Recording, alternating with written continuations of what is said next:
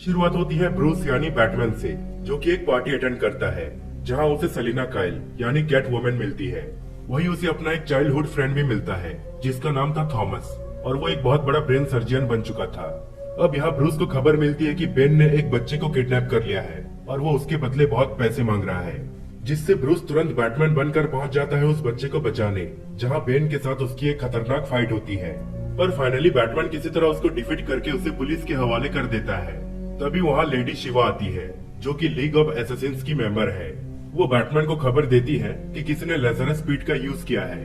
Actually जो कोई भी लेजरस पीट का यूज करता है तो वो बहुत ही पावरफुल और इविल बन जाता है। इसलिए उस आदमी को ढूंढने के लिए लेडी शिवा यहाँ बैटमैन की हेल्प लेने आई थी। अब हम देखते हैं कि पुलिस के द्वारा जो मनी लाया गया था उस बच्चे को बचाने के लिए, उसको कैट वुमन चुरा कर भाग जाती है, जिसके बाद बैटमैन भी उसका पीछा करता है। पर वो जब रोप से स्विंग करते हुए जा रहा होता है, तभी इस मूवी का मेन विलन हश उसके रोप को शूट करके तोड़ देता है, जिससे बैटमैन नीचे गिरकर बेहोश हो जाता है, जिससे उसकी बॉडी बहुत बुरी तरीके से डैमेज हो जाती है। तभी वहाँ कुछ गुंडे आते हैं बैटमैन का मास्क उतारने, लेकिन सही टाइम पर वहाँ कैट वुमन और बैट गर्ल आकर उन सबको मारकर वहाँ से भगा देते हैं। फिर कैट वुमन भी वहाँ से भाग जाती है और इधर बैट गर्ल बैटमैन को सही सलामत घर पहुँचा देती है और उसकी ट्रीटमेंट के लिए उसका वो चाइल्डहुड फ्रेंड थॉमस को बुलाया जाता है। वही हम देखते हैं कैट वुमन मनी लेकर पहुंचती है पॉइजन आइवी के पास। एक्चुअली पॉइजन आइवी ही कैट वुमन को अपने वश में की हुई थी। अब जैसे कि उसे मनी मिल चुका था, इसलिए वो कैट वुमन को फ्री कर देती है। दूसरी ओर हम देखते हैं कि ब्रूस धीरे धीरे रिकवर हो रहा था। एल्फ्रेड उसे समझाता है कि तुम्हें पूरी तरह से ठीक होने तक घर में ही रहना चाहिए, लेकिन ब्रूस उसकी एक नहीं सुनता और वो एक नया सूट पहनकर सीधा चला जाता है ब्लैक गेट प्रिजन, जहाँ बेन को रखा गया था। बैटमैन यहाँ बेन से इंटेरोगेट करने आया था, लेकिन तभी बेन सारे गार्ड्स को मारकर वहाँ से भाग निकलता है, जिससे बैटमैन भी उसका पीछा करता है। अब हम देखते हैं कि बेन सीधा कैट वुमन के पास जाकर उस पर अटैक कर देता है। तभी वहाँ बैटमैन आकर किसी तरह बेन को दोबारा पकड़ के उसे पुलिस के हवाले कर देता है। अब जैसे कि कैट वुमन पॉइजन आइवी पर काफी गुस्सा थी क्योंकि उसने उसको वश में किया हुआ था, इसलिए वो अब बैटमैन के साथ मिल जाती है और उसे बता देती है कि पॉइजन आइवी इस वक्त मेट्रोपोलिस सिटी में कहीं मौजूद है। फिर ये दोनों सीधा मेट्रोपोलिस सिटी चले जाते हैं, जहाँ बैटमैन पॉइजन आइवी का लोकेशन पता करने के लिए लेक्स लूथर के पास जाता है और उसे पूछता है कि मेट्रोपोलिस में इथिलीन कंपाउंड कहाँ पर यूज किया गया है। अब जैसे ही लेक्स उसको वो इन्फॉर्मेशन देता है तो वो उसको ट्रैक करते हुए कैट वुमन के साथ पॉइजन आइवी के पास पहुंच जाते हैं। लेकिन यहाँ हम देखते हैं कि पॉइजन आइवी ने सुपरमैन को अपने वश में कर लिया था। फिर वो सुपरमैन से कहती है कि बैटमैन और कैट वुमन को खत्म कर दो, जिसके बाद हम देखते हैं कि बैटमैन और सुपरमैन के बीच एक तगड़ी फाइट होती है, जिसमें बैटमैन क्रिप्टोनाइट से उसको मार रहा होता है, पर एट द एंड सुपरमैन उस पर भारी पड़ जाता है, जिसको बचाने के लिए कैट वुमन लुइस लेन को बिल्डिंग के ऊपर से फेंक देती है, जिसको देखकर सुपरमैन फाइनली किसी तरह खुद को होश में ले आता है और वो लुइस को बचा लेता है। फिर बैटमैन, सुपरमैन और कैट वुमन पॉइजन आइवी को पकड़ लेते हैं, पर पॉइजन आइवी कहती है कि मेरी कोई गलती नहीं है, मुझे खुद हश नाम का एक आदमी मैनिपुलेट कर रहा था। वही हम देखते हैं कि हश हार्ली क्विन के पास आकर उसे कहता है कि जोकर मेरे कब्जे में है, अगर तुम उसको बचाना चाहती हो तो तुम्हें मेरा एक छोटा सा काम करना होगा। फिर हम देखते हैं ब्रूस, सेलिना और थॉमस जाते हैं एक ओपेरा अटेंड करने हैं।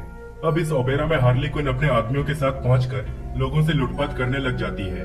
तभी ब्रूस और सेलिना भी अपना अपना सूट पहनकर उसको रोकने लग जाते हैं। इसी बीच बैटमैन देखता है कि वहाँ जोकर आकर थॉमस को मार दिया होता है।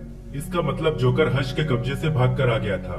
अब बैटमैन थॉमस की डेड बॉडी को देखकर उसे जोकर के ऊपर इतना गुस्सा आता है कि वो उसको बहुत बेरहमी से पीटने लगता है, पर जोकर उसे बार बार कह रहा होता है कि मैंने थॉमस को नहीं मारा, लेकिन बैटमैन उसकी एक नहीं सुनता और फाइनली उसको जान से मारने ही वाला होता है कि तभी वहाँ कमिश्नर गॉर्डन पहुँच जाते हैं और जोकर को जेल ले जाते हैं।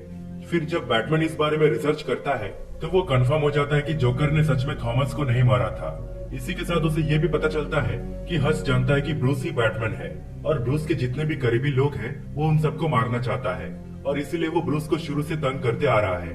तभी हम देखते हैं कि सिटी में रिडलर एक रॉबरी करके भाग रहा होता है, जिसको बैटमैन और नाइट विंग चेस करते हैं और उसको फाइनली पकड़ भी लेते हैं। तभी बैटमैन देखता है कि दूर बिल्डिंग में हश खड़ा हुआ है, जिससे वो रिडलर को पुलिस के हवाले करके हश को पकड़ने उस बिल्डिंग में चला जाता है, लेकिन वहाँ पर उसे कुछ नहीं मिलता, जिसके बाद वो कैट वुमन के पास जाता है और उसे शहर छोड़कर निकल जाने को कहता है, क्योंकि हश जानता था कि बैटमैन और कैट वुमन लव रिलेशनशिप में है, इसलिए हो सकता है कि उसका अगला टारगेट कैट वुमन हो, पर कैट वुमन शहर छोड़ने से मना कर देती है।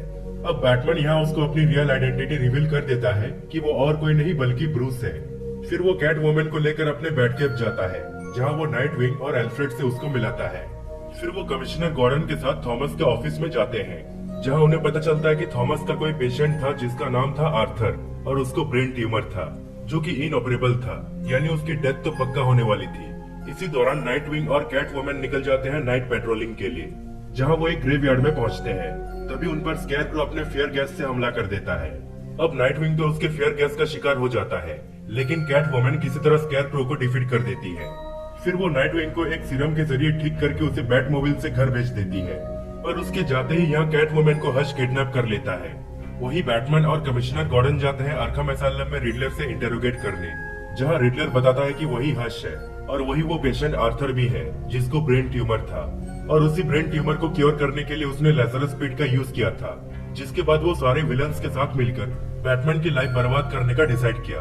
अब इसने जो भी कुछ कहा वो सब तो बिल्कुल सच था, लेकिन ये असली रिडलर नहीं बल्कि क्ले फेस था।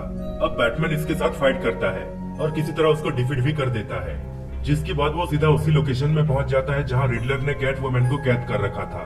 अब यहाँ बैटमैन और रिडलर के बीच एक लंबी फाइट चलती है। दोनों ही एक दूसरे पर भारी पड़ रहे होते हैं, पर जैसे कि रिडलर ने लेजरस पिट का यूज किया था इसलिए वो थोड़ा ज्यादा पावरफुल था। अब धीरे धीरे ये पूरी जगह ब्लास्ट होने लगती है, जिसमें रिडलर आग में गिरने ही वाला होता है कि बैटमैन उसको बचाने की कोशिश करता है, पर कैट वुमन उसको बचाने ही नहीं देती, जिससे वो आग में गिरकर मर जाता है। और इधर ये दोनों वहाँ से सही सलामत बच निकलते हैं। लेकिन अब कैट वुमन बैटमैन से अलग होने का डिसाइड करती है, क्योंकि रिडलर के इतना सब कुछ करने के बाद भी बैटमैन ने उसको बचाना चाहा। अब बैटमैन के तो रूल्स है कि वो किसी की जान नहीं लेता, वही कैट वुमन उसके ऑपोजिट है, इसलिए वो बैटमैन से अलग हो जाती है। और इसी तरह ये मूवी यहीं पर खत्म हो जाती है।